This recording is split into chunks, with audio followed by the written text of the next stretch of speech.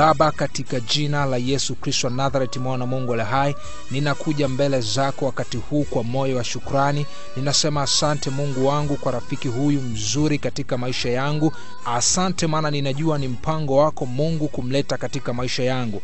Asante kwa ajili ya urafiki mzuri tuliokuwa nao katika maisha yetu. Ninajua we Mungu una mpango mzuri wa kutufikisha mahali fulani kama marafiki.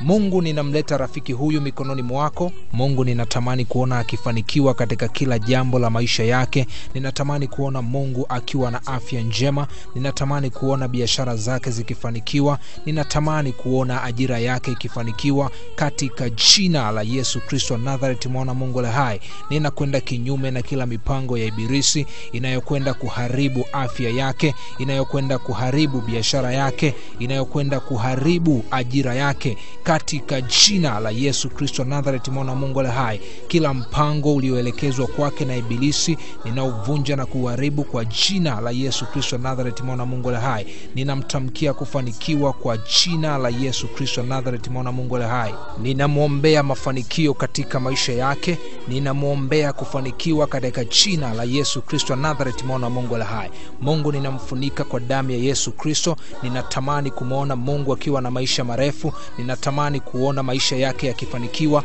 katika jina la Yesu Kristo wa Nazareti, mwana Mungu aliye hai. Mungu, ninamkabidhi mikononi mwako. Endelea kumlinda, endelea kumtunza. Ninatamani kuona akiwa rafiki wa baraka katika maisha yangu. Asante kwa ajili ya urafiki ambao umeweka katikati yetu. Mungu, ninajua unakwenda kuulinda sawa sawa na mapenzi yako katika jina la Yesu Kristo wa Nazareti, mwana Mungu aliye hai. Amen.